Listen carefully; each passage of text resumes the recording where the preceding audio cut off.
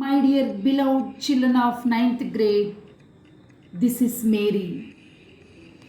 Today, let us have a look at the great and Indian leader Swami Vivekananda's inspirable quotations. As you are the future leaders of India,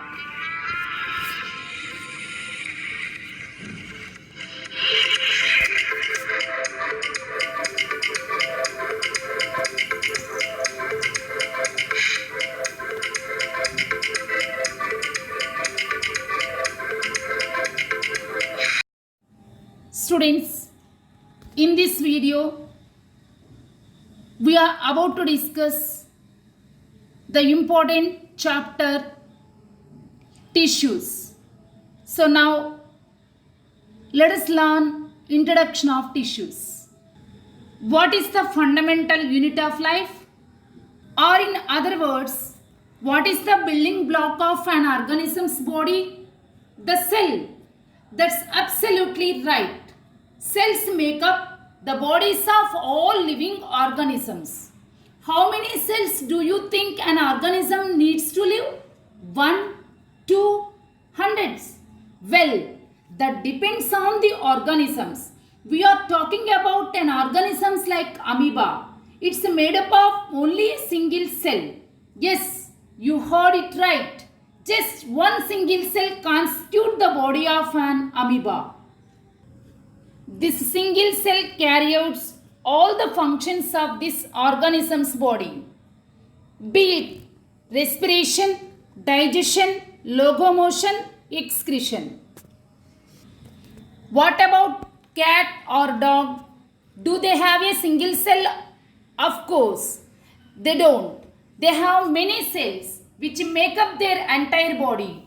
There are group of cells which carry out different functions. For example, cell. Cell of type A will carry out the functions of respiration. Cells of type B carry out the process of digestion. Students, but what are these group of cells called? Do they have any specific name? Yes, each cluster of cells is called a tissue. Each tissue carry out specific functions. Such organisms with many tissues are called multicellular organisms. Multicellular organisms have tissue in their bodies which are placed at specific places to carry out specific functions. This is called division of labor. Students, can you give me a few examples of tissues in the human body? The muscles.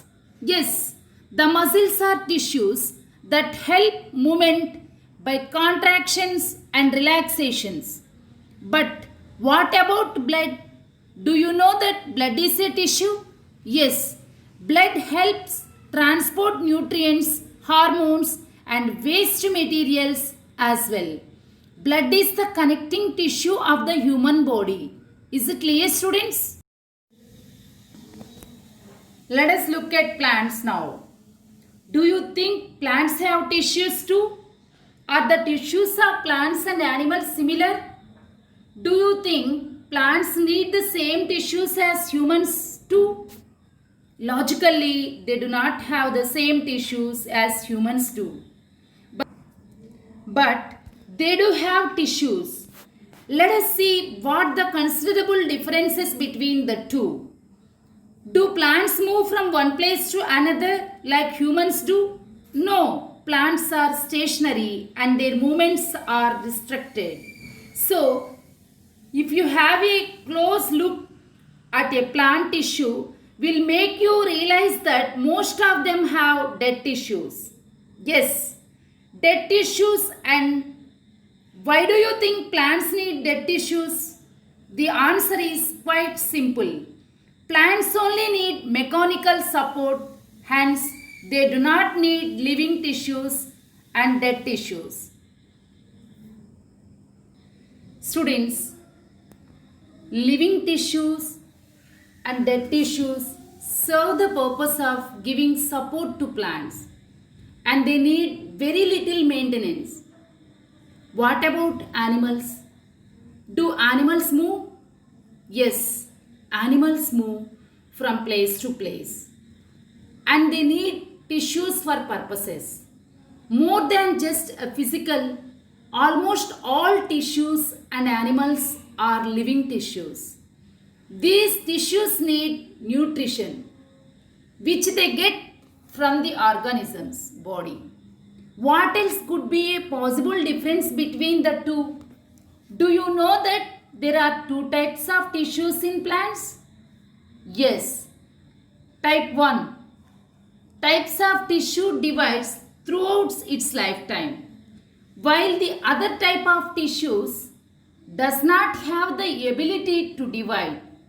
What is the purpose of such differentiation? Well, plants do not grow uniformly throughout their body. Their growth is restricted to some specific parts. In these parts, we find the tissues which can divide on the other. And there are parts which do not grow beyond a specific limit. They have the non-dividing tissues. Is it clear, students? Yes. Can this apply to the human or the animal body of?